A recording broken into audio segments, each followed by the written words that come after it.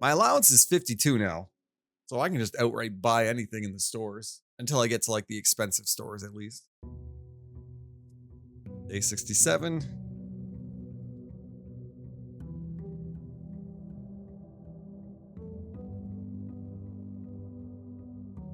Let me grab my I don't have my key card. I don't need to go to the out room right now. Get the kennel out of the way just for the sake of digging if I get a shovel early enough. Gotta read the book. There's a new book and a magnifying glass, which is perfect timing considering who knows what's gonna be in here. Okay. Legend of Black Bridge is one that's well known to the people of the Grand Realm, for versions of this tale have been passed down from generation to generation. With each new telling, the story has changed, becoming over the years more colorful, more verbose, and as one might expect, increasingly horrifying. Let me move this. However, with so many renditions and unique personal touches, the task of refining and binding this tale to text seemed an ambitious and possible challenge. Over the course of my research, I have heard dozens of variations of the legend, and while the details would often change, I was surprised how much of the story's heart remained the same. Yet the more I listened, the clearer it became that there would never be a definitive version of this tale capable of capturing all the wonder and myth of Black Bridge. In the end, I chose to write down what felt most authentic, the story my grandmother told me as a boy long ago. The Berry Picker from Morris. Legend of Black Bridge is one that's well known for the people of Grand Realm. For versions of this tale have been passed down from generation to generation. Each with new telling, the story has changed, becoming over the years more colorful and more verbose. Wait. I went the wrong way. Many years ago, before peace had become a familiar word, there lived a group of rogues so wayward that the locals deemed it appropriate to call their number the Unholy Hounds. They were feral outlaws composed of society's worst in a time when society was at its worst. And for each crime that fearful travelers credited to the group, a dozen more lay unclaimed, each worse than the last. For the gentry, however, who often valued their coffers more than their companions, no crime could measure more wicked than the group's primary enterprise: high road robbery. One such member of this so-called band of rogues was a boy of 13 years, Jesper, who had not been lucky in life, having lost 2 brothers to war and parents to famine. In the years of hunger that followed, Jesper lived in a gutter behind a churchyard, relying on the nourishment of scurrying bugs and weeds harvested from the cracks of the alleyway to sustain his pitiful existence. It is not surprising that a child aiming to escape such hardships would take an easy road out. An easy and well-traveled road paved with temptations leading out of the city and into the gentry lands where loose purse strings entwined with the strands of salvation and glisten equally with the hope of opportunity. It was this road that eventually led Jasper to the end of his youth, a hidden cave at the bottom of Blackbridge Canyon. It was here when he met his surrogate family and saviors, the notorious gang of godless outlaws known as the Unholy Hounds. Despite the hardened circumstances that had led him to this vocation of banditry, Jesper was surprisingly tender-hearted and was often teased by the group for being too kind for such an ignoble life. For this reason, Jesper was assigned the innocent role of berry picker. It was not just innocence that set berry picking apart from the gang's more wicked undertakings, for it was the only duty performed within the safety of night's concealment. Jesper, no stranger to solitude, did not protest that he alone worked while the others slept soundly, tucked away in the cave at the bottom of the Blackberry Canyon.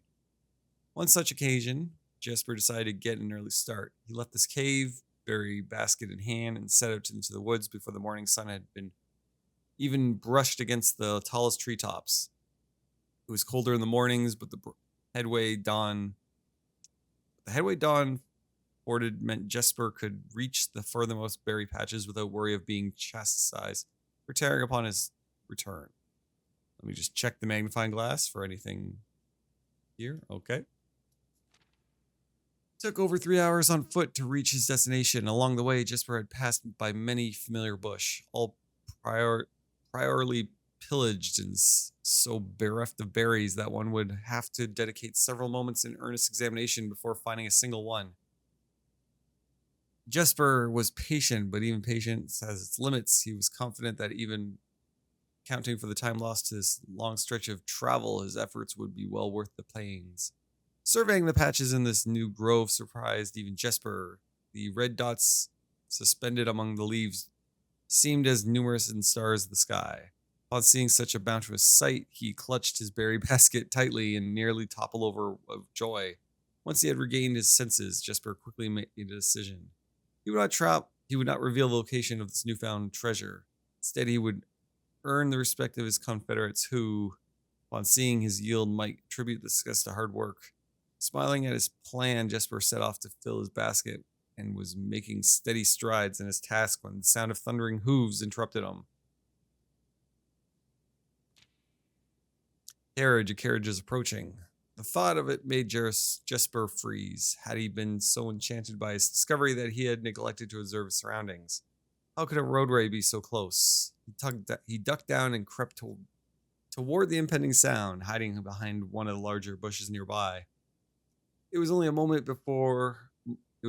more before the sound source revealed itself. Within 50 paces of Jesper hid, an elegant carriage with gold trim came soaring around a corner of trees, led by two beautiful white horses, and conveyed by a stern-looking driver seated atop the vehicle, flaunting the most sophisticated regalia Jesper had ever seen.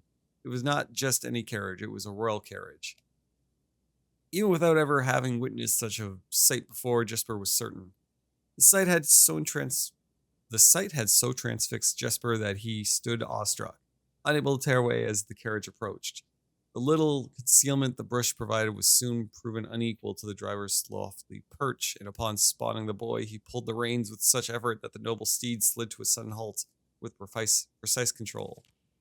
"You boy, get out from behind the bush," he shouted with a riggedy that betrayed a modest amount of fear.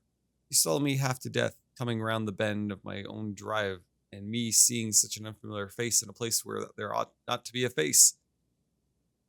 Jesper quickly contemplated running. The man was much older, and his dress was suitable for courtly behavior, not dashing through the bramble and mud. "I was picking berries." Jesper raised the half-filled basket up to allow the driver to see the proof of his words. The demeanor of the man suddenly changed. It was a change that Jesper was familiar with.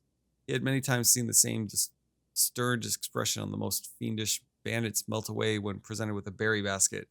Any suspicious that the driver might have had instantly evaporated, for even the notion of a member of the unholy hounds picking berries seemed farcical. I don't know. The softened expression even made allowance for a smile. "Berries, eh? Say you you couldn't have picked a better spot for them, could you? I used to pick berries here as a boy." Jesper took his cue to finally step forward out from behind the bush, proudly brandishing his basket. "I know, and what luck I found them. I have only just begun picking, and look how many I have. It would have taken me fourfold the time back home to procure this number. You ever bent down for a closer look, and where is your home, boy? It must be quite far." Jesper replied with a scripted response. "A little south of Tanner Fork, just past the burnt woods." Tanner Fork is in that other book. "My God, that is far. You couldn't have come all the way only this morning." It was true. Tanner Fork was in the exact opposite direction that Jesper had traveled, and while this response could seem perfectly reasonable in a location closer to Blackbridge Canyon, he could see why it might seem less believable here. "Sir, I have traveled much further for much less profit. I dare say there is no response yet made by man that would not be worth undertaking for a price such as these. Surely you have tasted them before yourself." Jesper felt happier with this response and seemed more to amplify the man's smile. "In my youth often, but perhaps I took it for granted because I never had to travel very far. But even then, my father would always drive us here in our carriage, so I'm ashamed I never had to walk such a stretch to earn an equal reward." It was Jesper's time to smile, then let my efforts reward us both today. He raised the basket even higher. "Taste in memory of your youth, sir." Holy crap, it's still going. The driver chuckled and removed one glove, bending over to the seat to reach down to the basket. The moment his fingers touched the first berry, the dagger in turn met his throat, cutting through a superficial layer of skin and drawing blood. Jesper caught the man's startled eyes, and for that taste will have your purse, sir, in memory of my youth. Who said that? Jesper? The driver's arm had gone stiff, his chin raised and trembled, more frightened than he had ever been before. Whether unable to incapable of speaking, he did not respond to the boy. Perhaps he did not think his jaw could afford to be engaged at this particular time. Jesper let the basket drop, freeing his hand to probe the man's pockets. Do not mistake me, sir. I will not kill you if you give me no cause, though I will not admit the thought of taking your carriage and leaving you the dignity of walking appeals to me. Unable to find the purse in the man's coat, Jesper pivoted to search the seat under him. Why have you no purse upon your person? The driver slowly raised his hand cautiously, pointing toward the carriage door behind him. Jesper lowered the knife's edge in a small degree to allow the man to speak, which he did in turn softly. There's a lockbox in the carriage. Well, come down and grant me the courtesy of sparing your life and binding your hands. A concession, I assure you, of my tender heart, for it would be much easier to slit your throat. The man started to comply, slowly lowering himself from the driver's seat of the carriage. Once down, Jesper guided him away from the carriage to a nearby tree, where he instructed him to get on his knees and put his hands behind his back.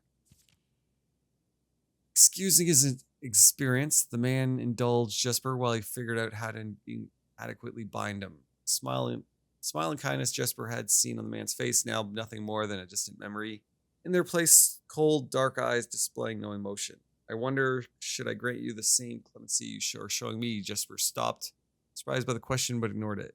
Secured the final bindings and then hastily returned to the carriage. With one hand on the door's handle, turned back to the man. If there's no lockbox, there will be no clemency. Inside the carriage was surprisingly dusty and unswept. Stark contrast to the elegant and polished golden facade of the exterior.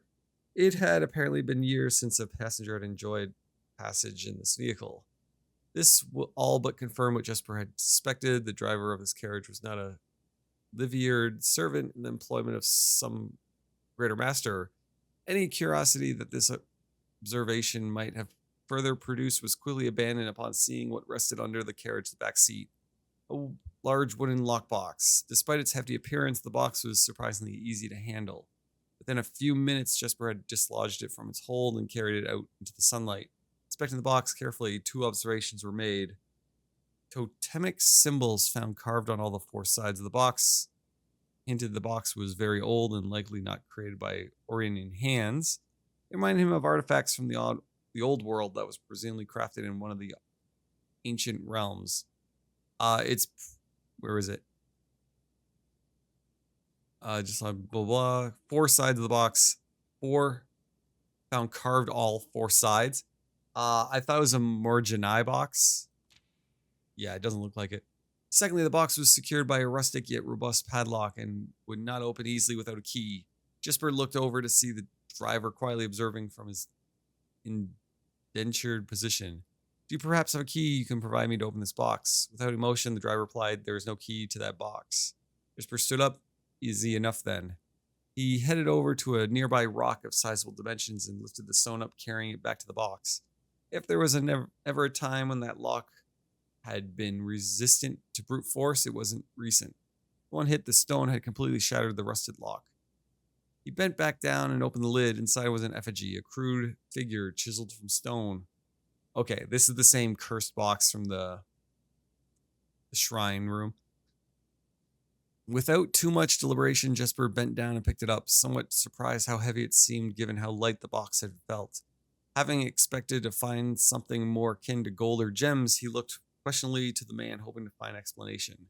The driver's smile had once again returned. You are cursed, boy, for deadly is the stone. You have opened that which should never have been opened, for you are cursed. Jesper carried the effigy over to the man and shoved it in his face. What is it? That's one. Feeling his disappointment rising to anger, Jesper. That's one. Feeling his disappointment rising to anger now, Jesper tightened his grip on the effigy. One what, you mumbling agentur? And in God's name, why have you no purse upon your person? The man had not been intimidated. One pace. He paused. Perfect. 12 more and you will be dead. He only had a second to flinch. 4, He only had a second to flinch before the effigy struck him in the head, put an end to his cryptic ramblings. If there was ever a time when the old man had been resistant to brute force, it wasn't recent. Jesper looked down at the sculpted store figure, now splattered red. Was it cursed? Was he cursed? He had, of course, heard stories of curses and had never doubted their validity in the past, but now he was standing face to face with the possibility of being cursed, his mind pleading with him to be skeptical. If he was cursed, what difference would the knowledge make? A dozen more paces would not be enough to find another soul, not be enough to find another living soul. To say nothing of the chances of procuring a remedy. If he did not move from where he now stood, he would live maybe another 3 or 4 days. Maybe more, given the abundance of nearby berries. A plan that, if we ignore its obvious faults, might provide additional opportunities for him to come along, but what would that do to be discovered here? Beside a body, stolen goods in hand, bloated from berries, and raving about a curse that could not very well be real. No, it would most certainly be better to face one's fate now, take a dozen paces, and see if life goes on. But Jesper found his legs unable to make that first step. His mind was unable to convince his limbs to waste away 1/12 of his life in a single motion. Feeling the desperation sink in, he hopelessly looked about him for a solution, and if by some stroke of luck the gods had heard his plea, a miracle materialized before him as he found himself suddenly at the end of a fairy tale. 2 white horses and a carriage of golden trim were beside him, the answer to his immediate prayers. He laughed at his fortune and calculated the short number of paces back to the road. 4, perhaps only 3 if he jumped. He made a quick survey to see if there was anything he wished to grab before taking the plunge. He thought about removing this driver's fancy coat, as that appeared to be the some value, but the additional risk of undertaking such a task too great a chance. So after a profound breath, he took his second, third, and fourth steps, though they were quite large. Seated now behind the horses, he reached for the reins and suddenly realized that he was still gripping the effigy. If the curse was real, then it would most certainly be better left here. If, on the other hand, the story was fictitious, there might be some appraisal that could be made for the figure. It was, after all, found within a block box whose typical function is oft secures objects of value. Having witnessed firsthand the horrors of destitution, Jesper found his mind equally reluctant to allow his hand to let go. If it is cursed, I die. If not today, then tomorrow. And if I die, what care have I? With the statement said aloud to the horses, seemingly, Jesper took up the reins with confidence. Part 2. Holy crap. Miller awoke to some slight nudging from a familiar foot. Only one person could have the cheek to awaken her in such ill-mannered fashion. Shaking the sleep from her eyes, she glared up at him in darkness, but did not say a word. He nudged her again, teasingly, stepped back into the dim. He's like, my nose is itchy. I hear drilling off in the distance. Like in my apartment, there's drilling and it's annoying me. After taking a moment for her eyes to adjust to the darkness of the cave, Miller remembered. She was on third watch today, quietly collecting her things and wits. Miller turned as she left, waving to her young friend who was more than likely already asleep. She crept through the cavern's main passage, careful to not wake the sleeping bandits around her. Like a hero in a book, she often mused. Quietly, she grabbed a bow from the haphazardly formed pile of weapons, shaking the accompanying quiver in the darkness to assess how many arrows it held. She then walked down toward the sun-drenched mouth of the cavern, ready to start her shift. Above her, in one of the few trees found in the canyon, Miller could see the Ravia was already posted. She waved, and Ravia waved back, calling out to each other was strictly forbidden. Anything louder than a gesture in the canyon was forbidden. When Miller reached the tree, Ravia lowered a braided rope and pointed to the ground behind her. Miller turned, following the finger, and saw a pail of water resting beside a nearby log. She turned back to Ravia, nodded, and secured the pail to the rope. The pail went up first, and in turn, Miller followed. Ravia reached across to grab the water. Miller turned back to give her space. There was not much room for maneuvering in this tree post. Necessity concession for a necessity concession for the concealment the outpost demanded. Ravia tilted the pail up to her mouth dramatically, illustrating how thirsty she had been. Miller laughed silently as water poured out, splashing out onto Ravia's face. It was a bit too daring and noisy of a joke, and had the others been around, they would have certainly been scolded for the unwarranted sound. But Miller appreciated the efforts Ravia took to verbalize the silence of the morning. They had been on third watch together for over a month, and during that speechless time, their friendship had grown into something special. Affection was surprisingly scarce among the unholy hounds. She had camaraderie before, of course, but she had felt camaraderie before, of course, but intimacy never. From their elevated vantage, the girls could see both the concealed entrance of the cavern as well as the clear view of the bridge that spanned across the canyon. Black Bridge was the link between the gentry lands and the northern mountains, the overpass that connected Oris and Reddington. To the city-faring travelers of the realm, the bridge was an unavoidable crossing. In the day, the task was to ensure that travelers passed by without stopping. At night, the task was to ensure that they do. Like most of her band, Miller preferred the night. The biting glare of the sun might be tolerable to farmhands and bricklayers, but to a cavern house bandit, it was a source of constant annoyance. In the day, there was no shroud to conceal her expression nor to hide her thoughts. She felt exposed. Ravia touched her elbow and pointed up. Miller, striving to suppress a budding smile, sadly shook her head in response. There were many signs that the unholy hounds used in lieu of words, but that's concerning. Striving to suppress a budding smile, so there were many signs that the unholy hounds used in lieu of words, but the two of them had developed an extended vocabulary, gestures quietly forged in the shared solitude of their month among the branches. She watched as Ravia shifted it, placing her palms flat on the floorboards beneath them. Miller knew that what she was trying to say, but shook her head a second time. It was often more fun to pretend not to understand. Ravia rolled her eyes and turned away, looking back to the canyon, squinting through the leaves. The two girls held still, watching and listening. It was not long until Miller, too, heard the sounds of approach. Ravia held up two bent fingers, and a few moments later, two men emerged from the bridge's southern end. They were dressed in a familiar uniform, long gray coats with black facings, white waistcoats, and black tricorn hats. They belonged to the local patrol, the Black Guard. Although not an everyday occurrence, their presence at Black Bridge wasn't an unusual sight. It typically indicated an important traveler's impending passage across the bridge, information that the girls would promptly relay to their leaders as soon as the coast was clear. But this report, while exciting, was rarely acted upon. In Miller's 5 years in the Unholy Hounds, she had never once seen a carriage taken in open daylight with the Black Guard was nearby.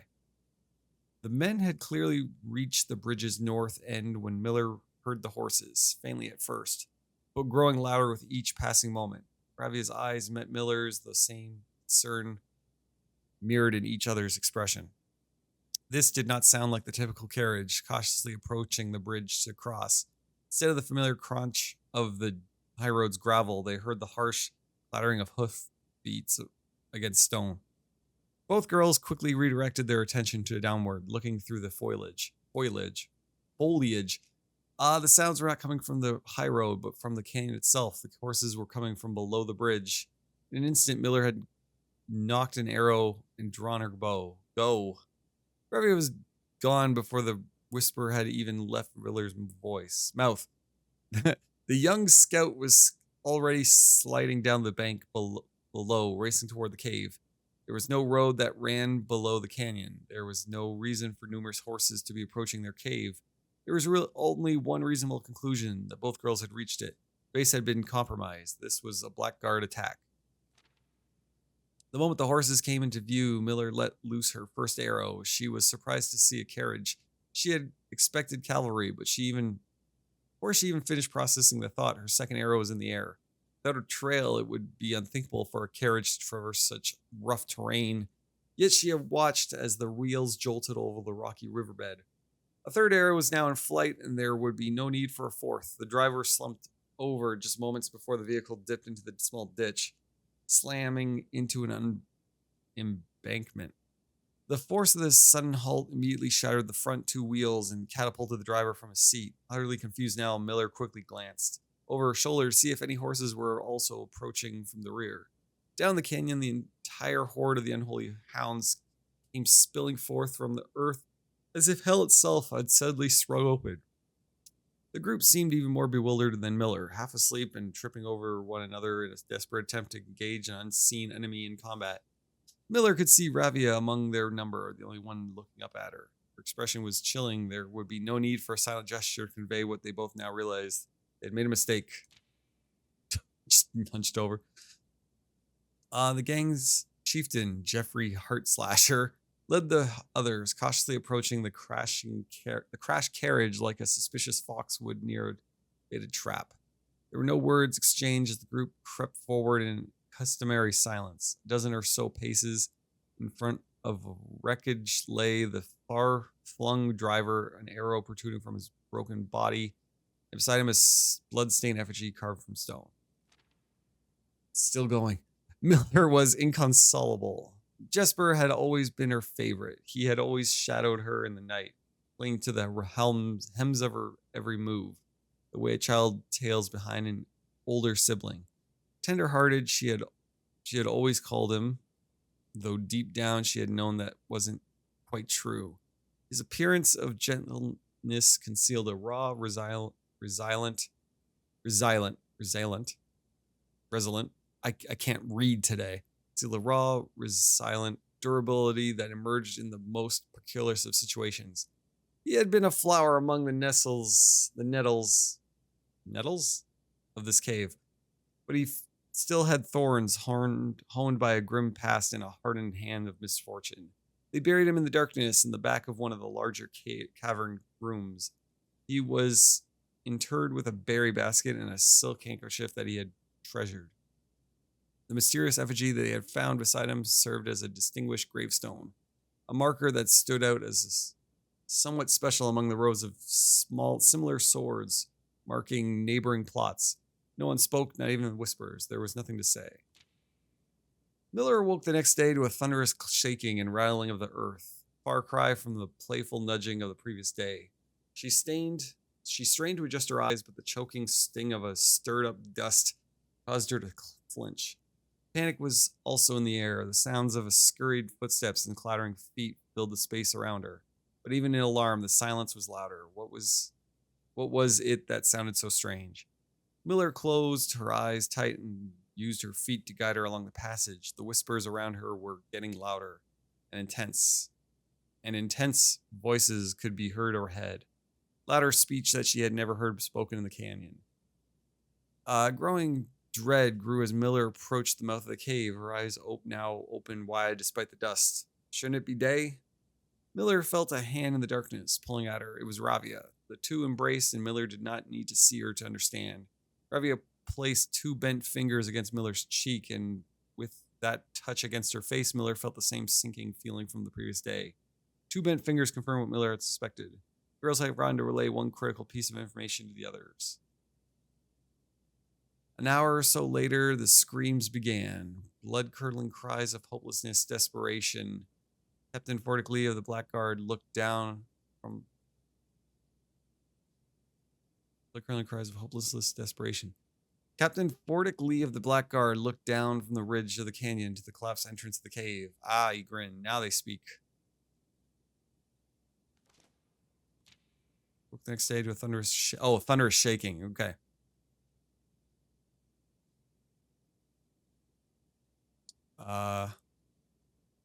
Anything?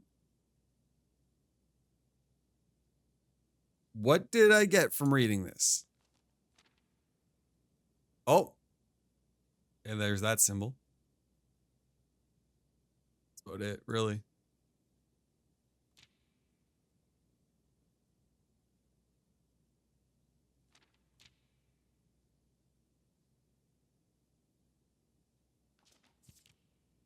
Just making sure of anything. That was a long story.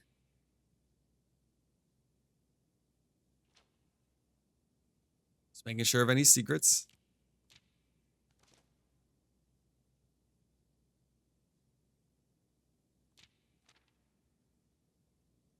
I know that's the cursed box from the shrine room. The Curse of Blackbridge. No. Okay. That was a long story. Easily the longest story in the game. What's next? Ballroom. We got an early attic. See if I get the key card again. Since it's a free room now. That's the same wagon from the picture in the gallery.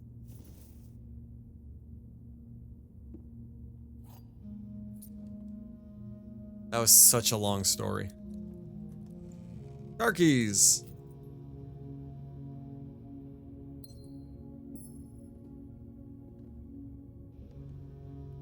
Okay. Get to the garden from... Well, no, the attic is a dead end, I guess. This is such a useful room now that there's no cost. Is that 8 items, though?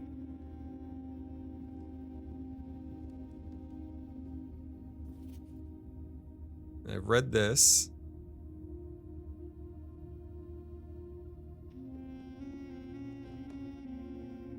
And there's the little...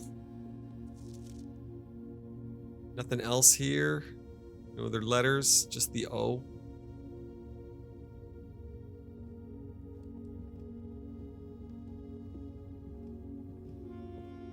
Okay. Not as many items as I hoped. Did I get a shovel? No, I got a hammer. Breaking things. Okay. Let's go bedroom. Yeah. Fill the gaps. Any items? No, no. One key. I don't need another library. Got enough of those right now.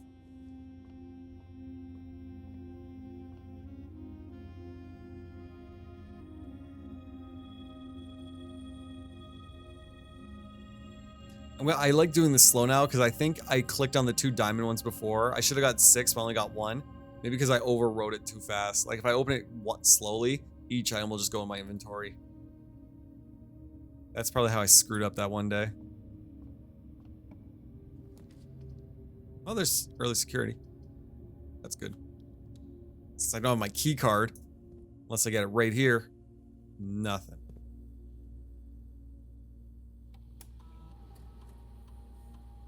Nope, wrong one. Main menu. We set this to low until I find a key card.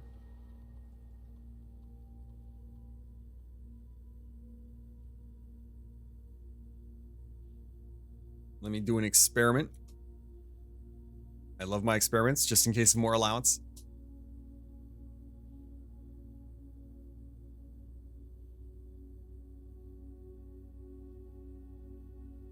Experiment setup. Continue.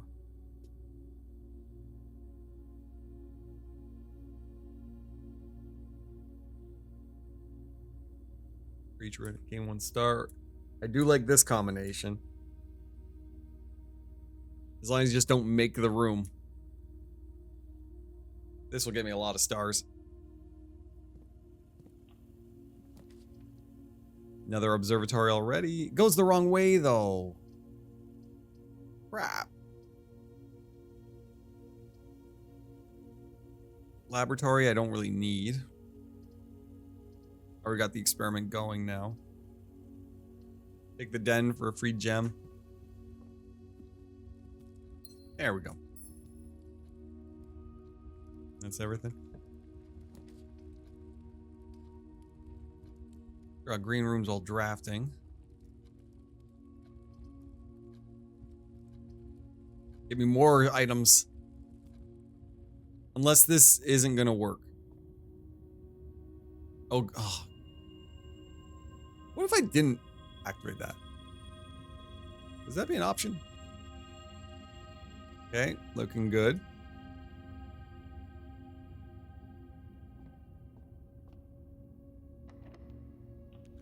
Got my lockpick. Already getting dead ends. That's great.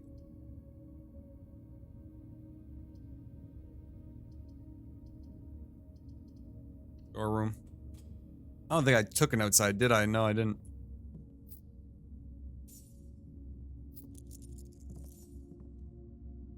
Got me a battery. Haven't seen this in a while.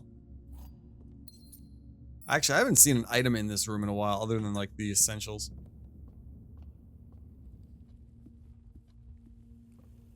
Okay, where am I going next? I want to connect with the observatory. Weight room again? I gotta go boiler for the sake of connecting the path. Am I going the right way? Yep.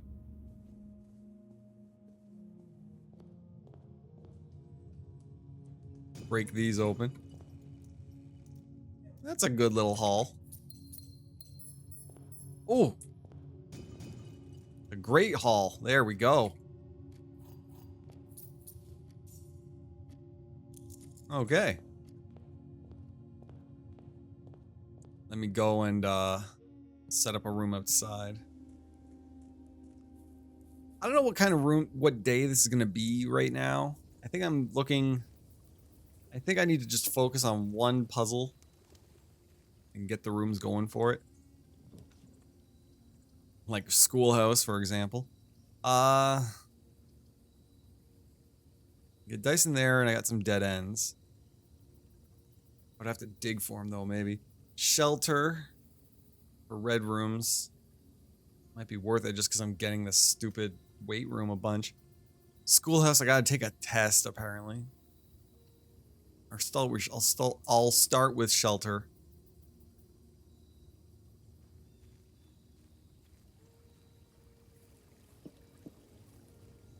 I don't need to use the computer.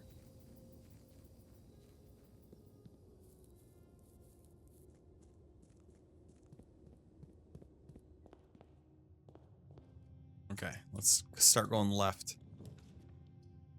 Early vault for 40. Don't need to buy anything right now. I'm gonna redraw.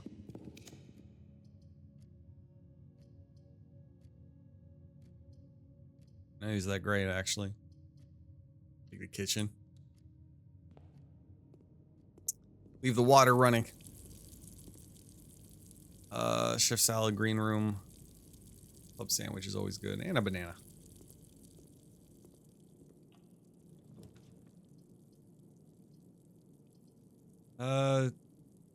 Yeah, it goes. If I go chapel, I'm using a shield for it. I'm not getting maximum pathing from it. Pantry's fine.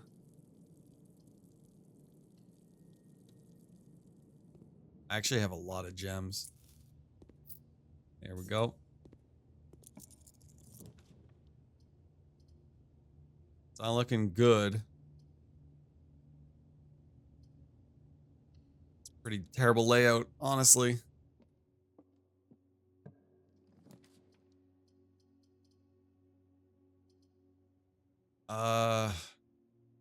Vault is the best thing I can make right here. Break 100 coins.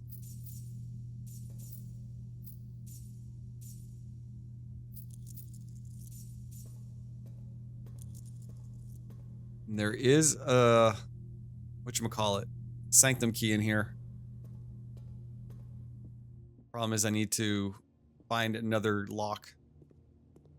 If anything, you keep finding that the safe deposit box, and every time you unlock it and use it, you actually get the next one. So I have to probably unlock like 5 of them. Problem is having to find that drop or find that item. I need to open this place up though.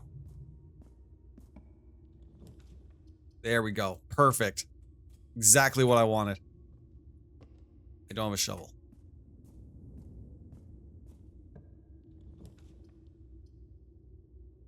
I have the keys for it.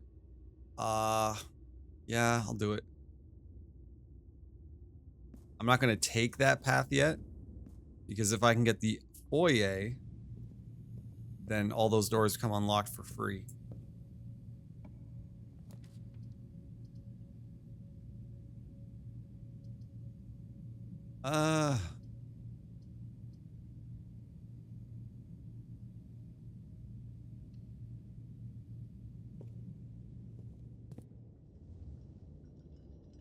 Now, this room, I think, has a sanctum key.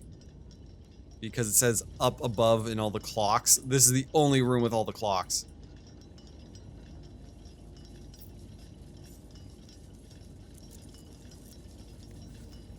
Problem is, oh wait. No, I've already done that. Question is, what else is there?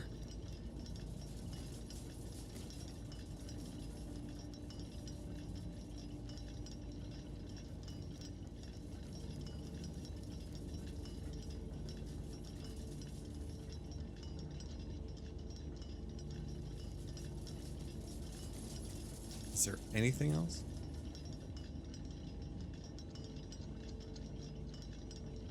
Like above all the clocks.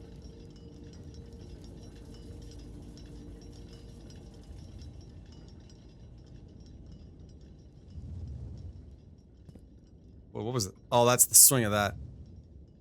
Do all the clocks have to say the same time? Is there cracks there? No. Little cracks everywhere. Oh!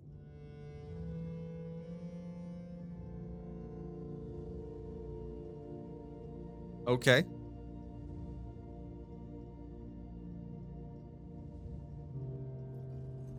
Did I show up at the exact right time for this to happen?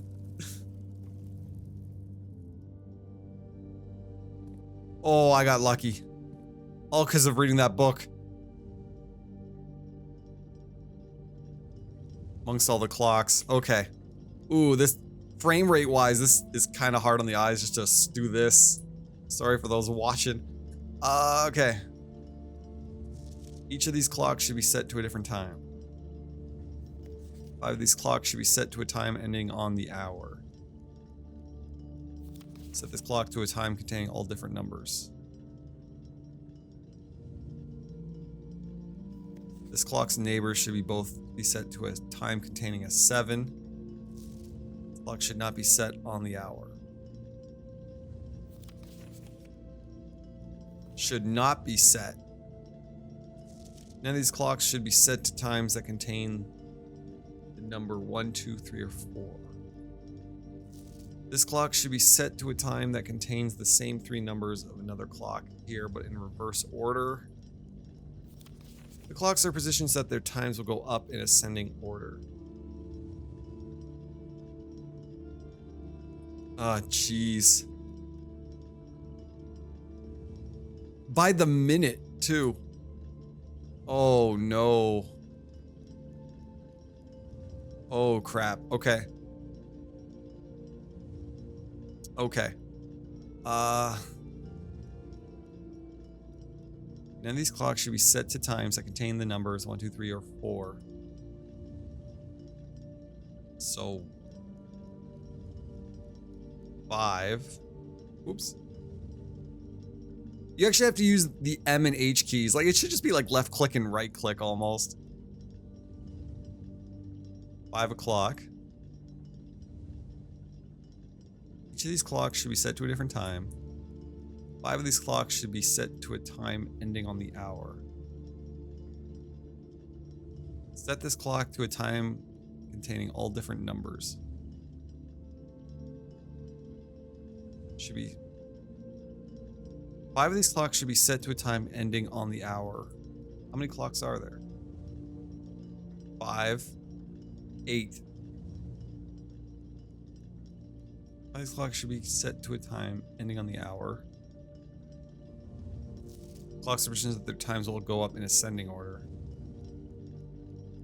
This clock should be set to a time that contains the same 3 numbers of another clock here, but in reverse. And these clocks should be set to times that contain the numbers 1, 2, 3, or 4. not be set on the hour. Clock neighbors should be both set to a time containing a 7.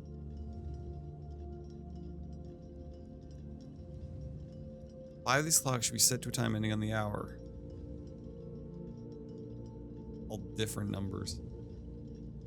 So 5:05 would be the next one.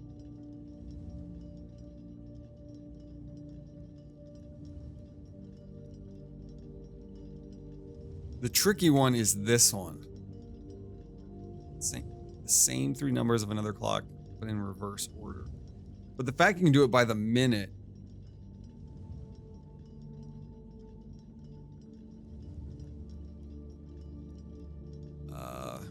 H. Oops.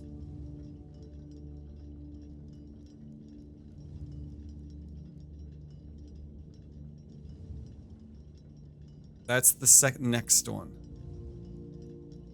Like that's the least time, I should say. Set this clock to a time containing all different numbers.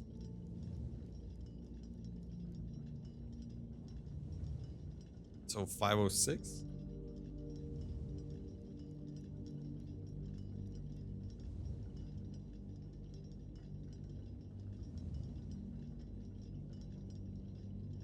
But then 5 of them start on the hour.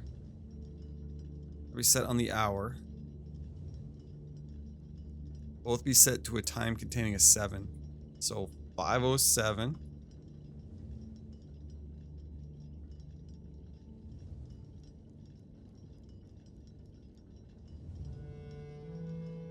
This clock should not be set 7:05.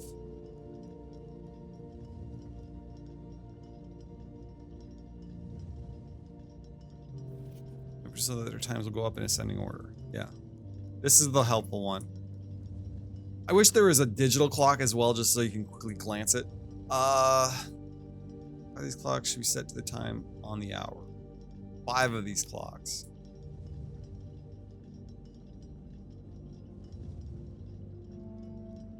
This clock's neighbors should both be set to a time containing a 7. This clock should not be set on the hour. Wait, should not be set on the hour. So it should be set. So 7.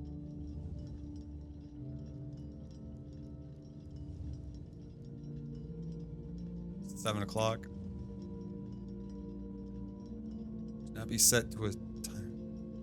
Should both be set to a time containing 7. Okay. Oh, you can, yeah, okay, you can walk up to it and it says the time. I was not paying attention. 7 so set this to 6 o'clock.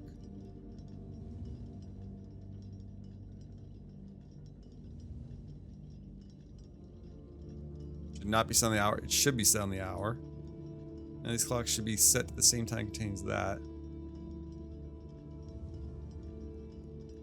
This clock should be set to a time that contains the exact same 3 numbers of another clock in reverse. Okay. 7.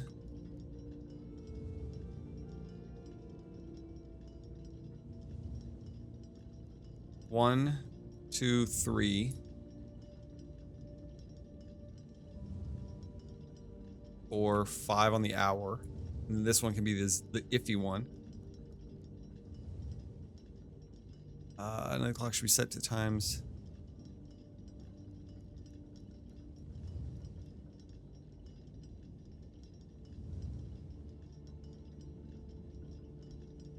Keep pressing wrong button. 7:05.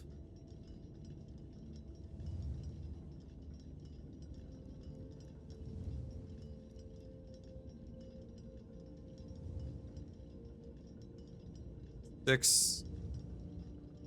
08. No, wrong one.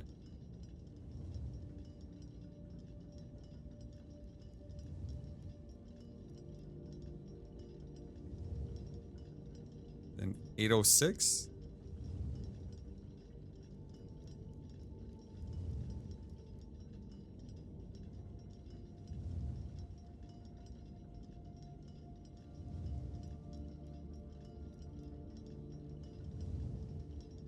this be 9?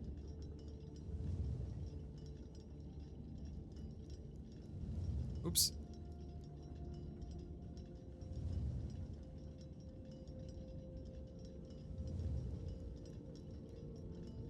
Nope. Each of these clocks should be set to a different time. They are 1, 2, 3. Okay, nope.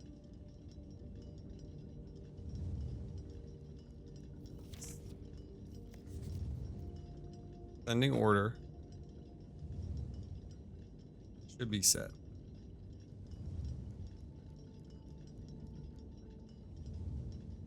$7:05.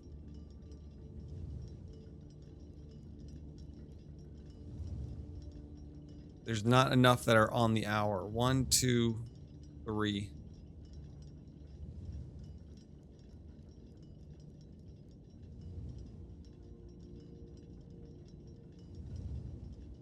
I feel like this one's right.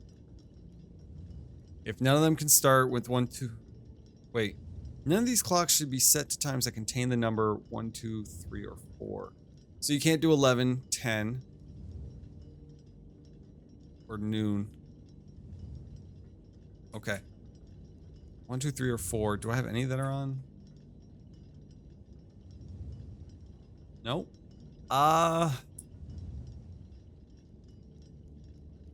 Should be set to a different time. 5 of these clocks should be set to a time ending on the hour.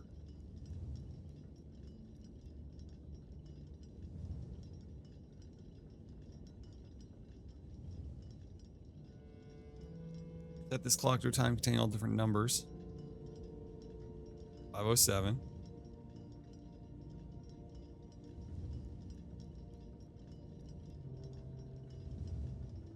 This one can probably be on the hour.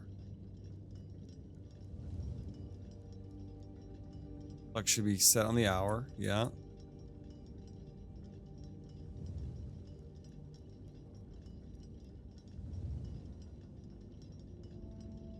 None of these clocks should be set to times that contain 1, 2, 3, or 4. 6, 7 should not be set on the hour.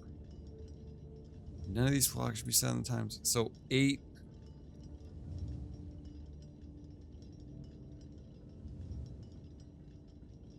$7:05. 5:07.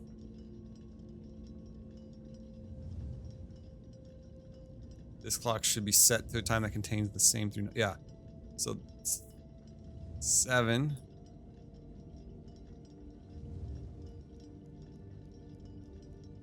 That's the earliest it can be, though.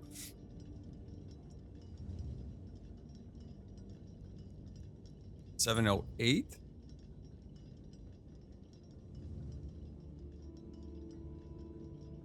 Clock's neighbors should be both set to a time contains a 7.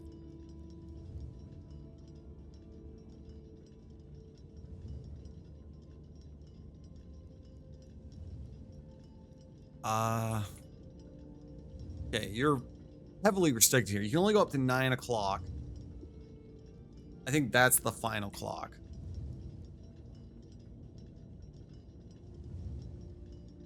Clock should be set to a time that... This clock should be set to a time that contains the same 3 numbers of another clock. But in reverse order.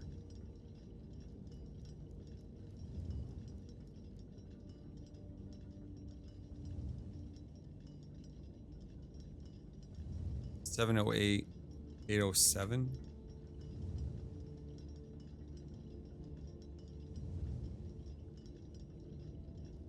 One, 2, 3, 4. There needs to be another.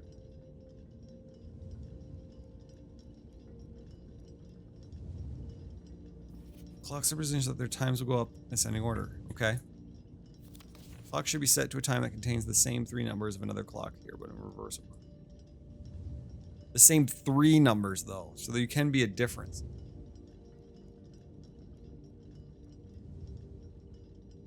To a time ending on the hour. And 5 of them need to be on the hour. 1, 2, 3, 4, 5, 6, 7, 8. 8 clocks have to be on the hour. 5, 6, 7, 8, 9. You have to have one for every single. You have to have one for 5 o'clock, 6 o'clock. 5, 6, 7, 8, 9. Yeah, you need 5.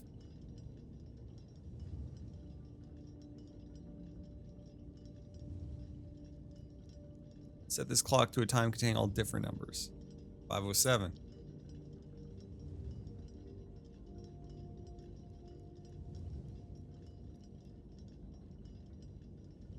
Could both be set to a time containing 7, but this one could be 7.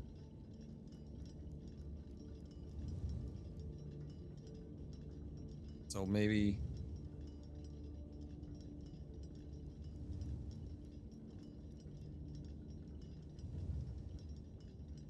Second. I think this one has to be 6 as well.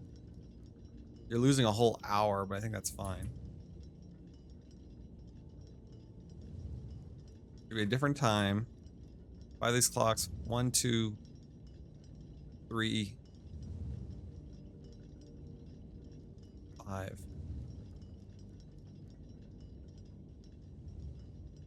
I'm containing all different numbers. 6:07.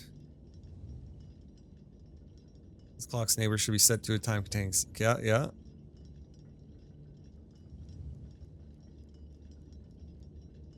On the hour.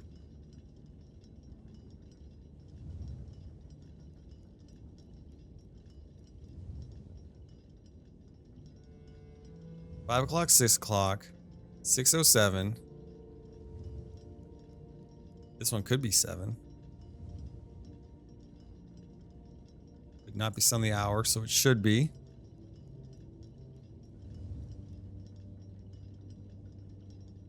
These clocks should be set to times that contain numbers.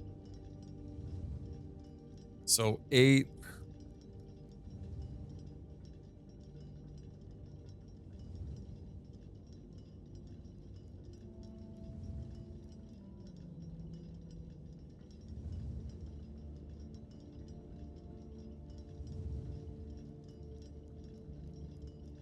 There has to be reverse that ends on a 7, 8, or 9.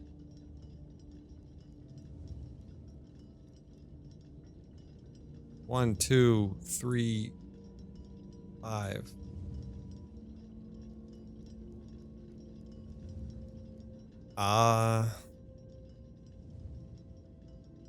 I'm containing all different numbers. 6:07.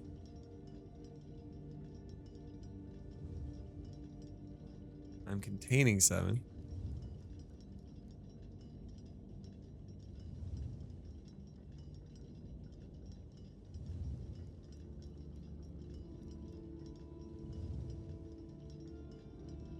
Seven, 8.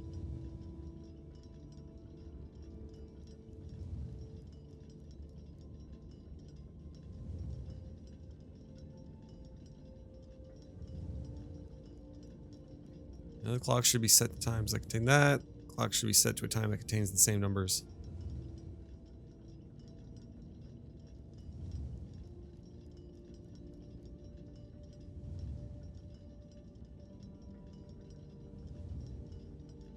They're all different times, though. Different time, yeah.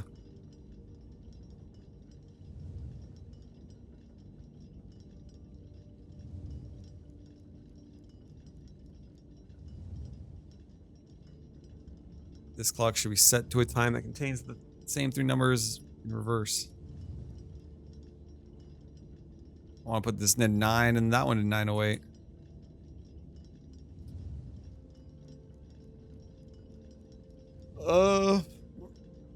Just like I'm just stretching.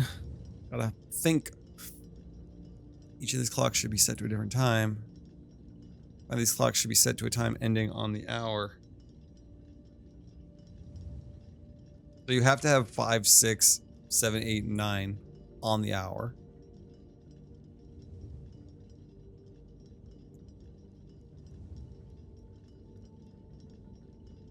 Clock should not be set on the hour. Should be. This one has to be 7.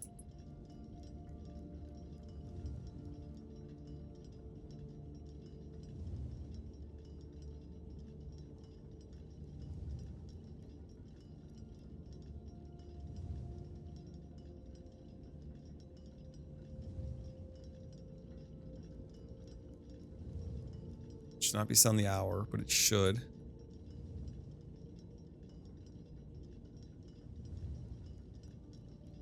Seven, 7:07, but you can't get it to work for the rest.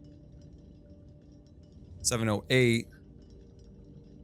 8:07. No, it's over here. This is the tricky one. The clock should be set to a time that contains the same 3 numbers of another clock, but in reverse.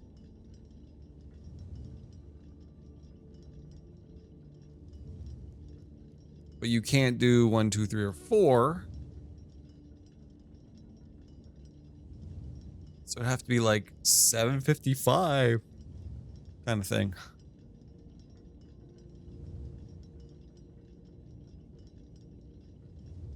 This is the earliest number you can go.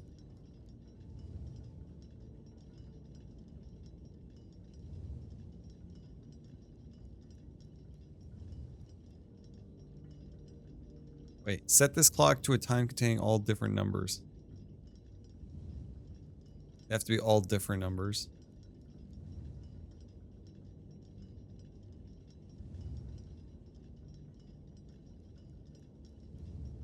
It'd have to be 5.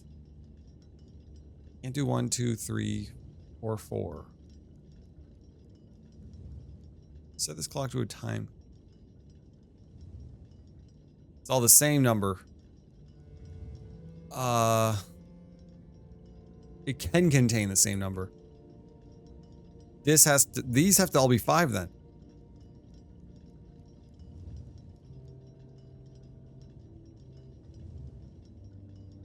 Five. Oh, 5. I think I was around the first idea.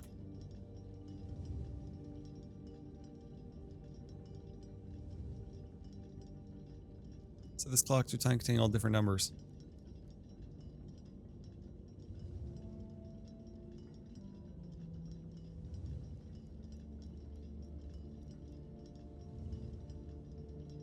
$5.57?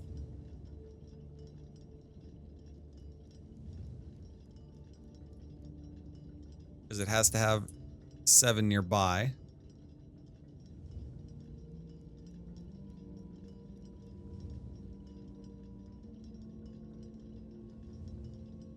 This clock's neighbors should both be set to a time containing a 7.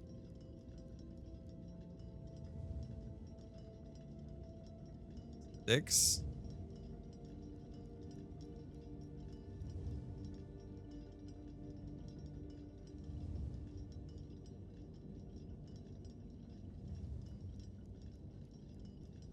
Seven.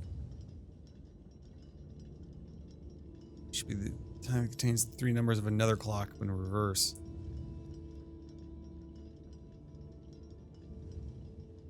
$7.55. 8. 5, 6, 7, 8, 9. 5 o'clock should be set to a time ending on the hour. Unless there could be 2 6s or something.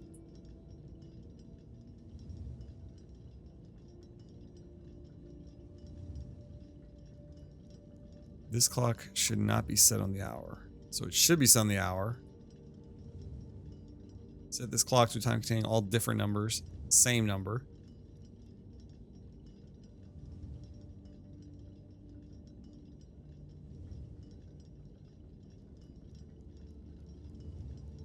The earliest number you can do is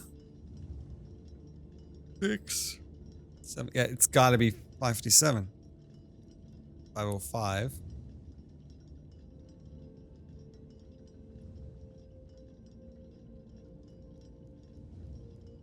Or 6:55. 6. Clock should be on the hour. 7.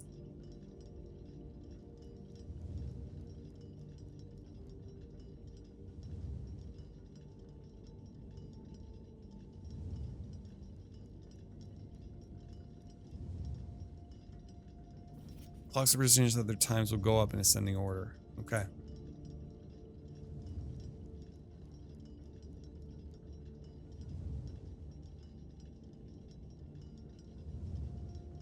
It contains the same 3 numbers of another clock, but in reverse.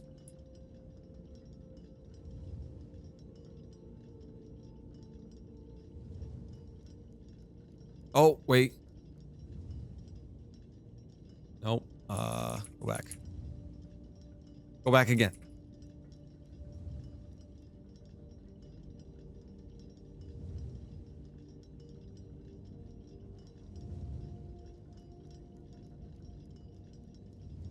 Seven. 6. 7. 8, 9. No, these need to be flipped. This is the problem one. That contains the same 3 numbers of another clock.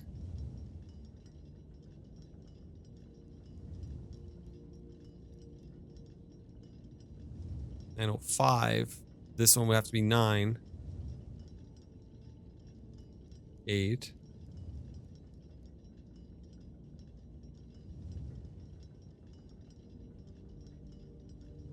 This clock's neighbors should be set to a time containing 7. Yes. Not be set to the... Yeah. This is the 7 o'clock one.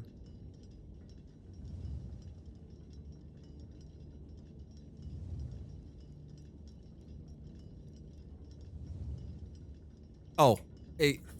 It's 8. No, wrong one. I did it again. Go back around. 7, 8. 8 on the nose. 8:05. There we go. That was a fun one. That felt like it was straight out of like 7th Guest. There. Turned into a good day after all. And that's amongst all the clocks. It's gonna close? No. Yeah, floor point. Okay. Do all the clocks up here stay on 1:30 now?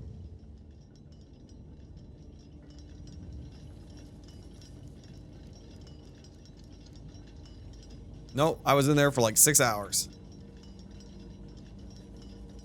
Okay, I was lucky to be up there. Or in this room at the time then. It's because of that book. That book took forever to read. So that's 5 of the 8.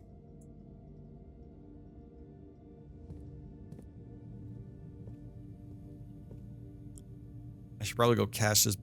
I'm gonna cash this in now. Just to be safe.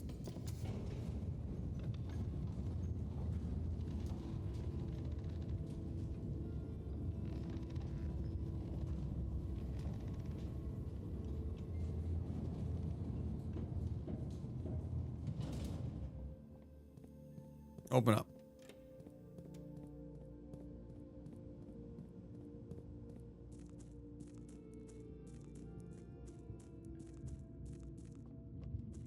I'm hitting the other side at least now. 3 keys left.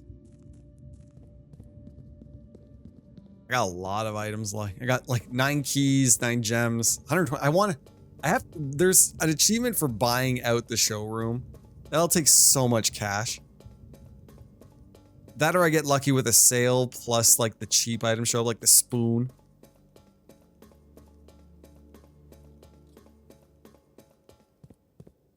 There they go. There. It's done. I'll even pull this as to celebrate. Okay.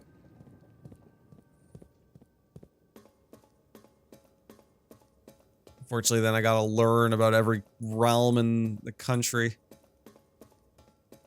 Of course, I have to do that, but then I have to, once I solve it, there's the Magi box. And even doing that, I get the letter. The postcards in there determine the order of the pins for room 46. That's probably where I'll call it quits. Like, I'll try and do the realms, like learn them, finding the books, probably the classroom even. But then after that, like, figure that puzzle out, I'll probably call it quits. Actually, I still have to find the chip even. Crap, there's still a good chunk of stuff to do.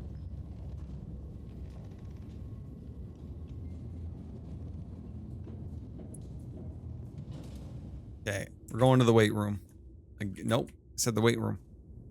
If I can get the foyer to open up all the other key doors, I don't have to waste these 9 keys that I got. 1, 2, 2 red rooms.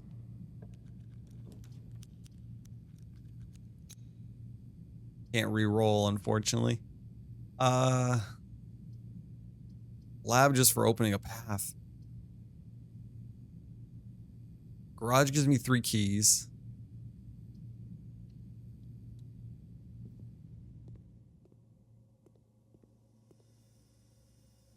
Didn't I have the security? No, I don't. Okay. Crap. Should have taken the garage.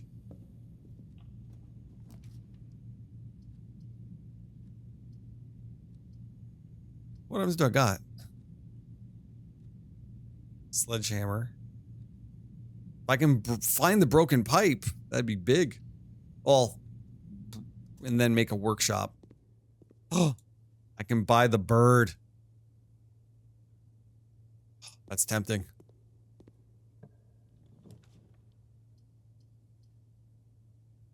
Yeah.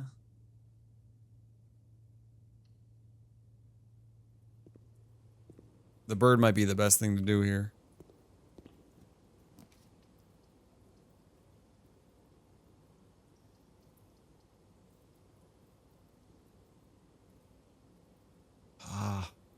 I want the broken pipe.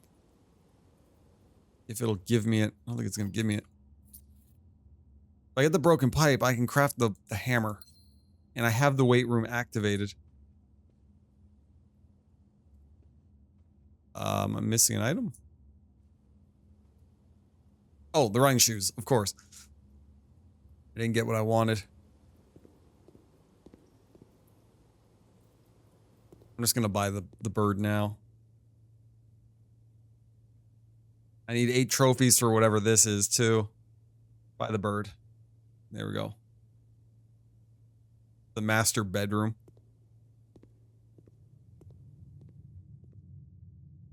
Okay, I don't need to pay for that. I don't have to open that door. Yeah, I gotta break this. It's right here. Whatever's in there. My guess is a door. Or like a lever for, the antechamber.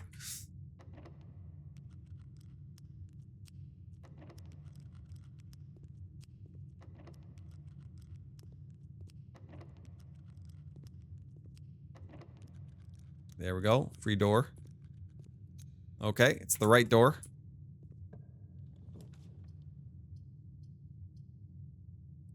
This would block. So that's good.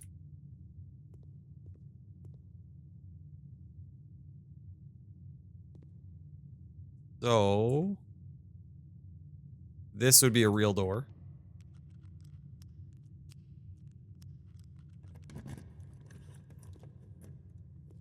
Woohoo! There we go. So there is a path.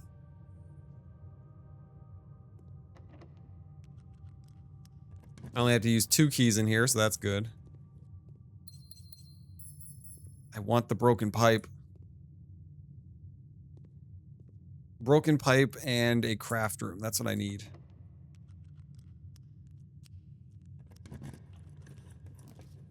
There's the solarium. I have to do it. It's probably the best use of the gems. No, wrong way. Oh, I thought I wasted a step doing that. Okay, I'm protected.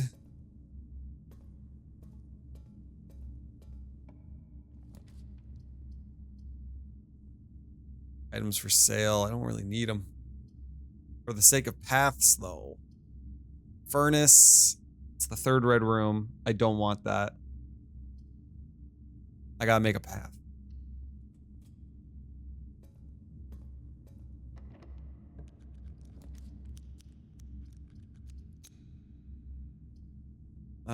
Passageway for 2 gem laundry room. I've used up coins. Like, I'm done with coins, basically. Mail room, I would get a package. That's about it. Passageway, though.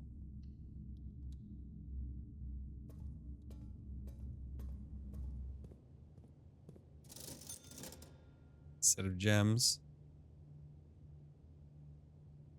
Shovel for digging. Hey, can I buy the upgrade disc? They're just sitting there. Why are they sitting there?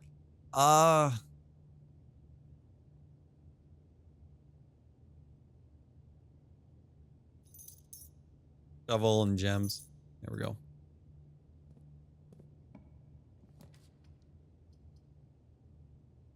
Green rooms all drafting. I'd have another door open up. Like this would open another path to the antechamber. I don't need to get there though. Though the sooner I do, I could not ever draft red rooms. Tunnel. I'm already regretting doing that. I think I should have taken the green room. I got a turnip. And I unlocked a door.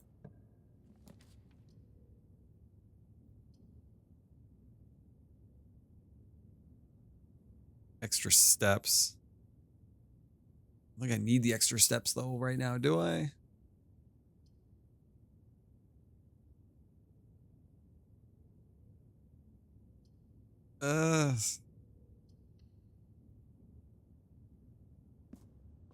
Okay, now remember I don't have to click. I don't need to do anything here. It's like Red Rover. I need a shop. I don't need a shop. Green is probably okay.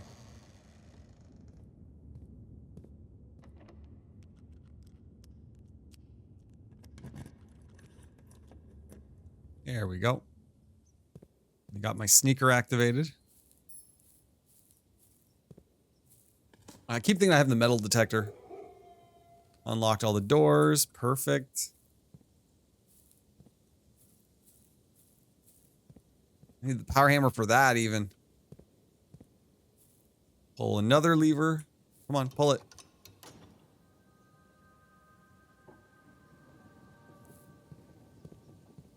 Getting to the room might be beneficial right now, just so I can... If I craft red rooms, I don't have to worry. I gotta take treasure trove. Like, this is turning into a stockpile. Like, look at it all. It probably has a limit. Like 100 coins, maybe. I wish you only had to click once instead of having to watch that fly up every time. Don't know if I need these boxes anymore.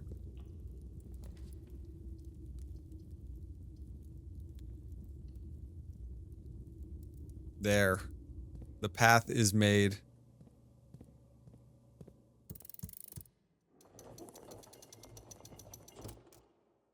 Let me grab this key for no reason. Grab the crown.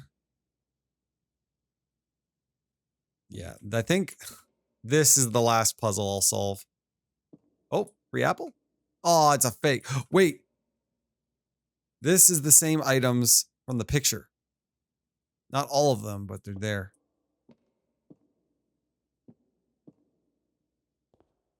Ooh, can I make a path from here? You can. I didn't know you could do this.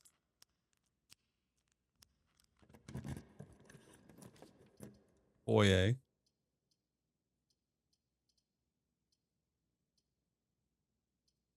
Foyer is probably the best thing I can do.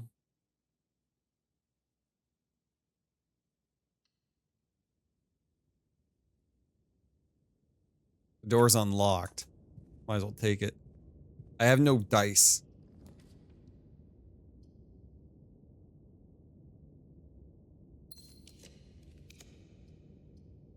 Okay. I'm working my way backwards. Take this. And 1, 2. I'm shielded for one more. It's $8. Just take it. There we go. Torches. I don't think I have a use for torches right now. Can't use the basement key.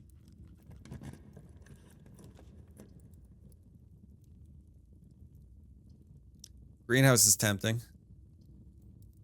If I use the greenhouse, what would I get? I'd open another door from the antechamber. You're more likely to draw green rooms. I don't need more green rooms. I got the cloister. That's pretty much all I need. Dining room for the sake of steps. This is a lot of extra steps. Just in case I need them. I don't like how it swoops around. Have dinner. There we go. I got salt, so I got an extra step.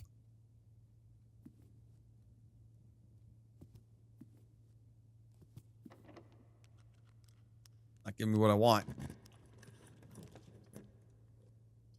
There's the workshop.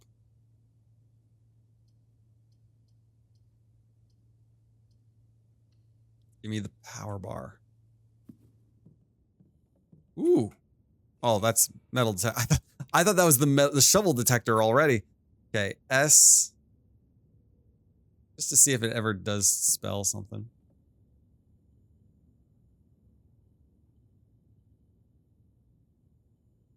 I don't want that.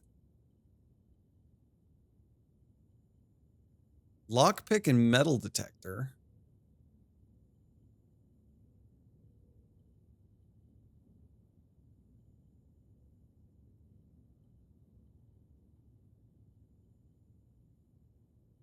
Shovel detector. No. Wait, yes. That's fine. Wait, no. It's not fine. Lockpick and metal detector are news. Pick sound amplifier. Have I made that before? What else can I do? You can craft with salt, apparently.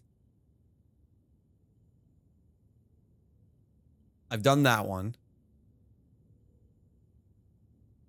Wait, have I? Yes, I have. Okay, don't do that.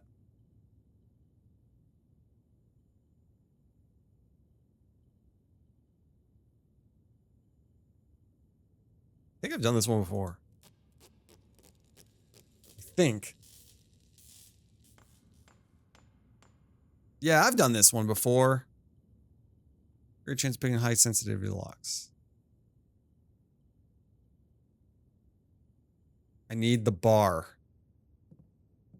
If I get the bar and go to the weight room and break it open, as well as go outside and break something else open.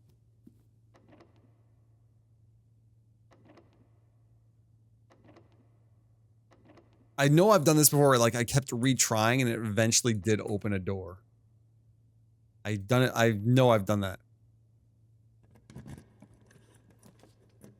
There's the break room. Fortunately, that's a dead end for this side.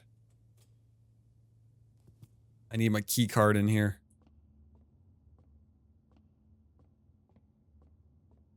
Okay, we do this because I have to do this a few more times.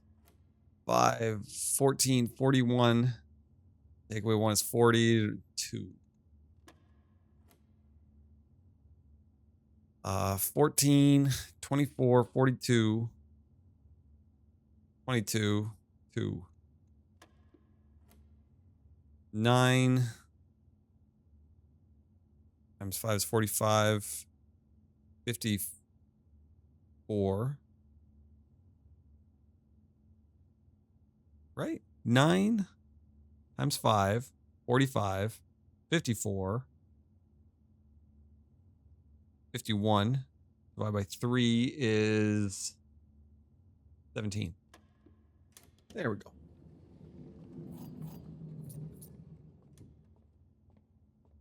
I got 80 steps. I'm doing okay. Can you have is there a limit how many items you can carry? Oh crap, that's a problem. Oh crap. I used the Sanctum key already, so that was worth it.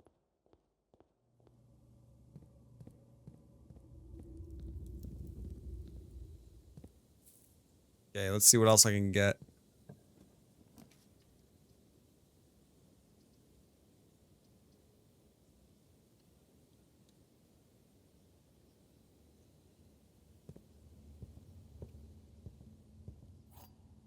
Even if I found the key card, that's a bad idea to pick it up. Code check's probably the best thing possible here. How much crap I have? Servant's quarters. I don't need that many keys. Code check's the best thing I can do. And then put in like the crown might be a good thing to put in. Yeah, maybe. Pick sound amplifier. Air transmitting high sensitivity locks.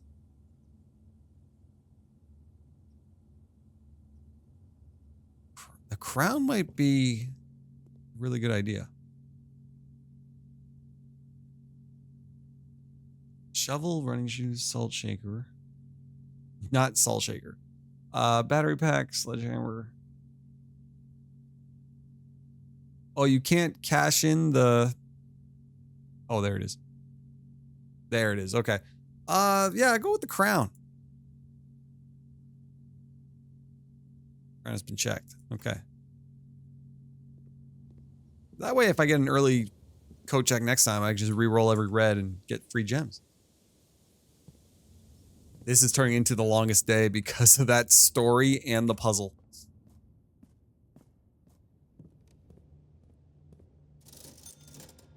I'll take 1 gem.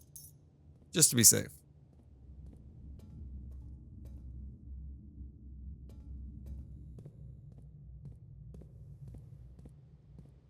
Might as well do this. It'll open. There we go. 3 gems and some digging. And to unlock an item or a path. 3 gem. 3 gem. There we go. And it unlocked the doors for me, so that's good.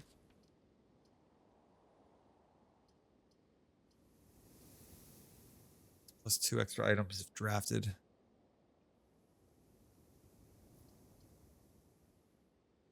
Oh,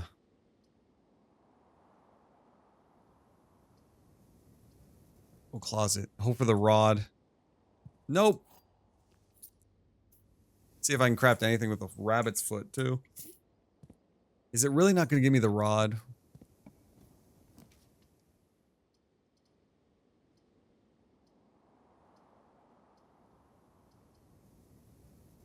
Ballroom. Lose 2 gems. It's not worth doing. Mailroom, I can at least end the day and get an item.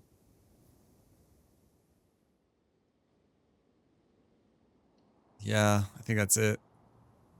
Unless I found the power bar in here. Nope. That was a pretty good day. I got a lot of items, but nothing. I'm missing some key items. If I got the bar, that would have been huge. Okay. I need to go. There's so much I can do here. Security's way down there. Passage.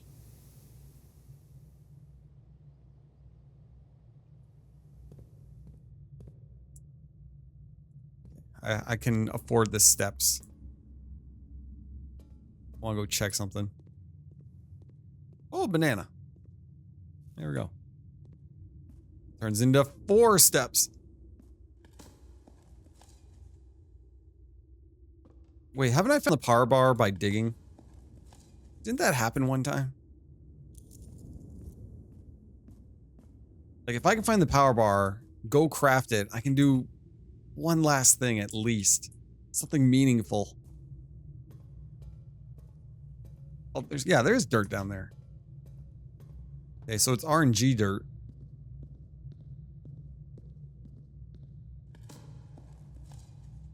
Nothing good. Any other dirt piles down here? No.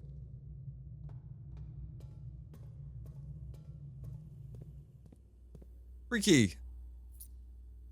Like, this tells you if an item's missing. Broken. Oh, there is.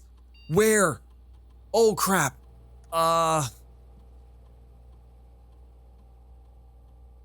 Crap. Where? Where did I miss it? Oh, this could change things. Oh, crap.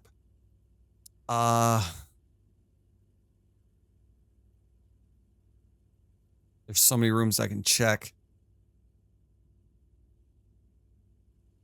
I have the steps. Workshop. I have to walk up the workshop and then walk all the way back to the weight room. What were the items?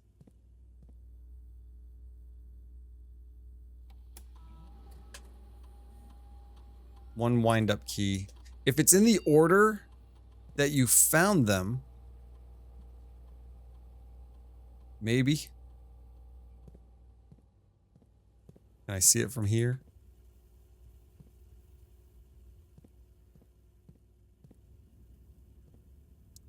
Crap.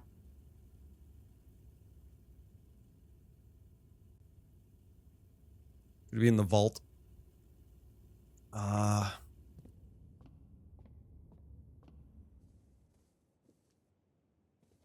have the running shoes too, so I'm a little safe. Could it be in the vault? But I think it's better if I just keep going up for now.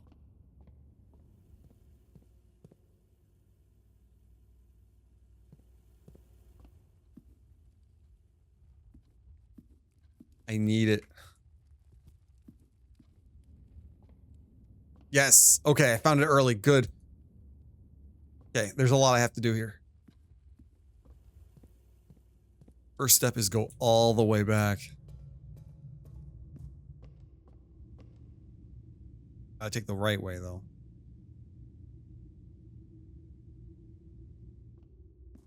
I have the running shoes, so I should be able to do everything. I think I'm fine for steps. Wrong way.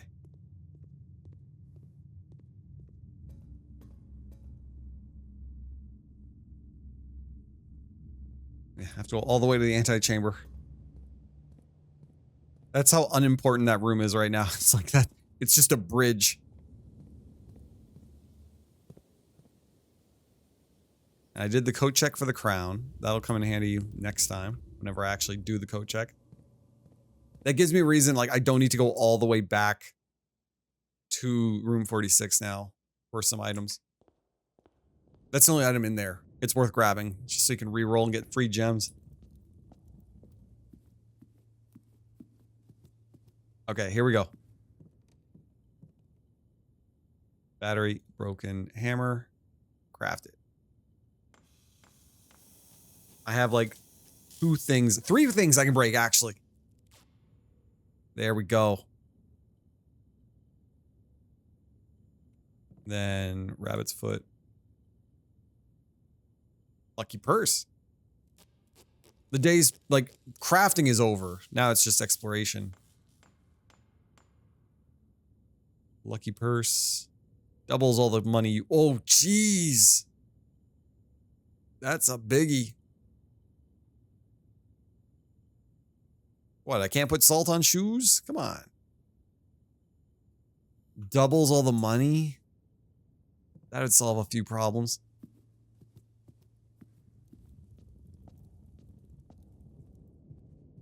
Okay. Gotta go to the weight room.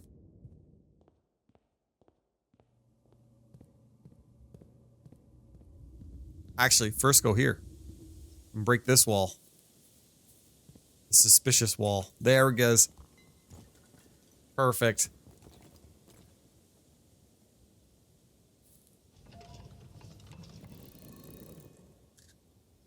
Wait, didn't I do this already?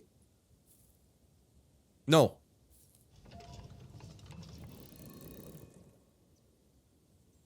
No, this rotates a third one.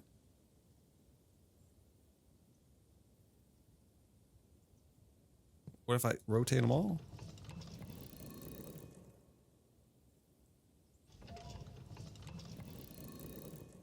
I probably have to put them all in every direction, maybe.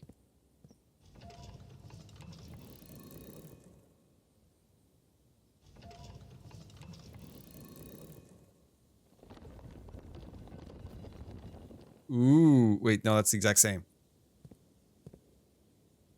The same lever. What did that do?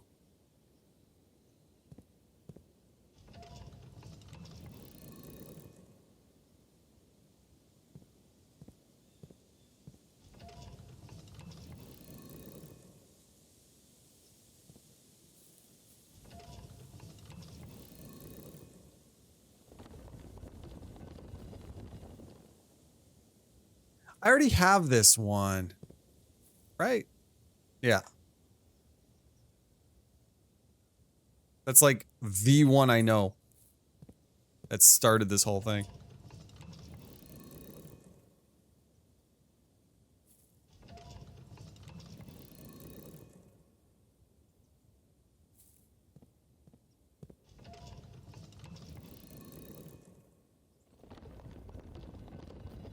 Oh, it's two different levers. Never mind. Left and right. Okay. Open that up.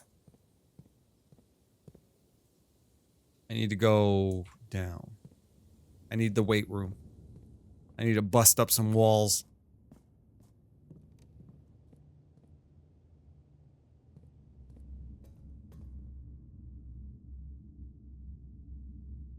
Yeah, all the way across. Actually, no, I can save some steps by doing it this way. Actually, same amount of steps. Okay, I can finally bust this open.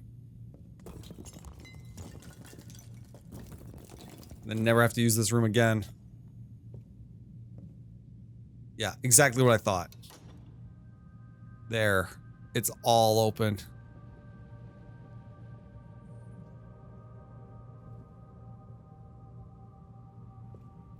Destruction of the structural elements of the house, like walls, is not permanent and will reset every few days.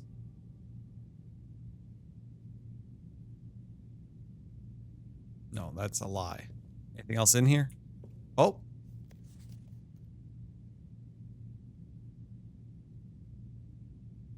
The eighth angel. Let me look up my notes from eons ago. I know I have this somewhere. The eighth angel points to our dreams. Okay. There, I finally busted it open. Now I need to... Well, I can go to the antechamber and make an extra room, but no. Foundation. I need to get out here the fastest way possible. 1, 2, 3, 4, 5. Would that be faster? I really should count how many steps it takes from the outside to anything. I might be saving like... I might be losing 1 step going this way, actually.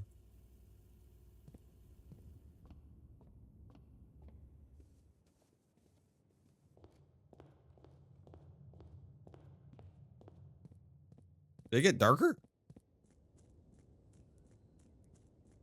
Okay, there's 1 wall left. After this wall, I don't think I need to build walls ever again. Or I don't need to build this power hammer ever again.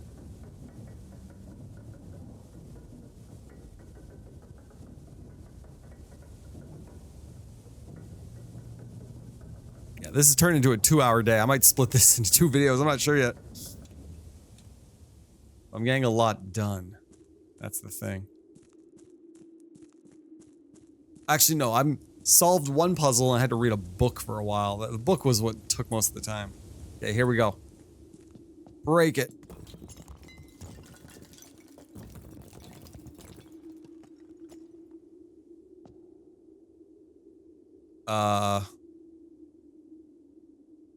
Okay. Save that.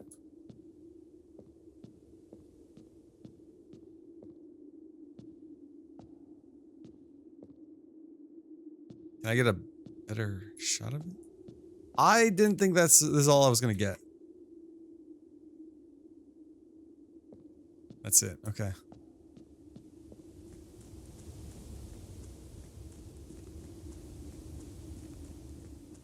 I thought I was gonna open up a path. Or like another kind of chess piece to use.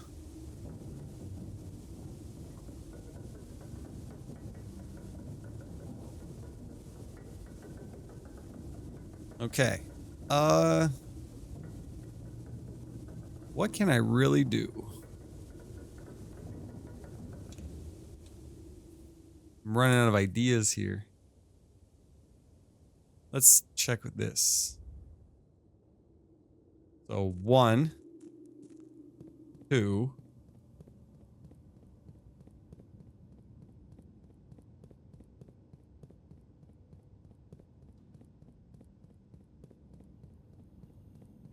Takes 2, okay.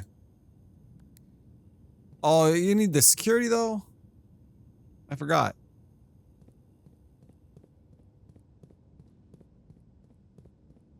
Okay, so it's 2 steps to get back to the foyer. 3 steps, actually.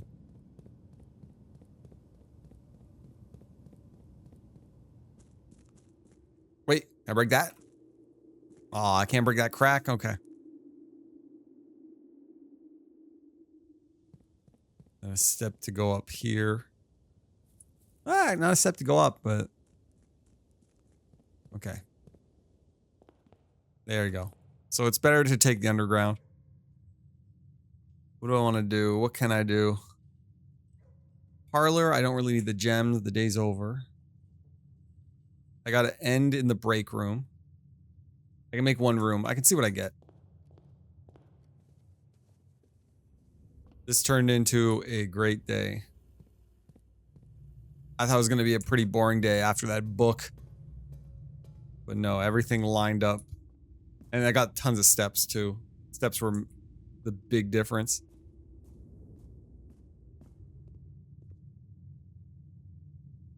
Mailroom, I get a buff tomorrow. Actually, not a buff. I get some items. It could be crappy. Like, who knows?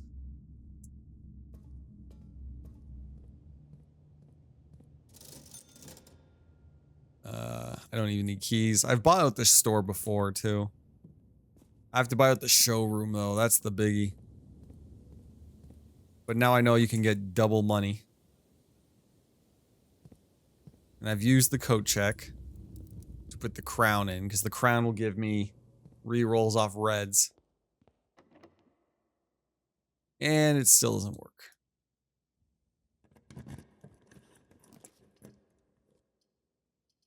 Nothing great. Okay. It was not worth coming back for. Make some bunk rooms. Get a few extra steps. Oh, there's no steps. Usually it's 2 bananas. Okay.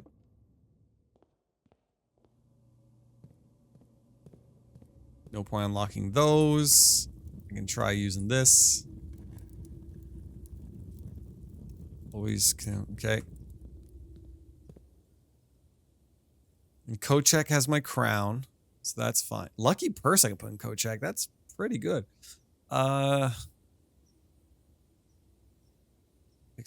basement key. I think it's just go to the break room. I got everything I wanted of today, and I got this room. Imagine if I got that room with the lucky coin purse, get double money. That'd be nice.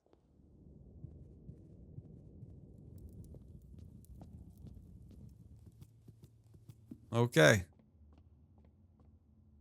I got a sanctum key. I got lucky with the center. Like I entered that room at the right time, basically. Oh, it even says on the picture. Testimony of the unchanging winds of the sacred hour. Who's been heavily restricted, which might explain why maintenance has been unable to maintain the perpetually halted clock face. The unchanging winds of the sacred hour. Yeah. Okay. That's the day. One of my best days in a while. Call it. There. That's definitely it for this video, that's for sure. 2 hours long. Temporal shopping center of the dead. 12 dead ends, 4 shop rooms, 4 tomorrow rooms. Yeah, a lot happened there. 12 dead end rooms is pretty good. I know there's that challenge to get like 19 dead ends in one. It would be like path, like dead ends on the sides, basically. Nothing in the middle. 1, 2, 3, 4, 5, 6, 7, 8, 9. 18. So you'd have to have 2 in the middle somewhere. At the end. Pretty much every corner would be a dead end, wouldn't it? Maybe. Okay. That's it for this video. I will see you guys next time. I am only 3 keys away. And then I gotta start worrying about countries and realms and their governments and stuff. But I'm working on the keys. That's the focus right now. So I'll see you guys later, and thanks for tuning in.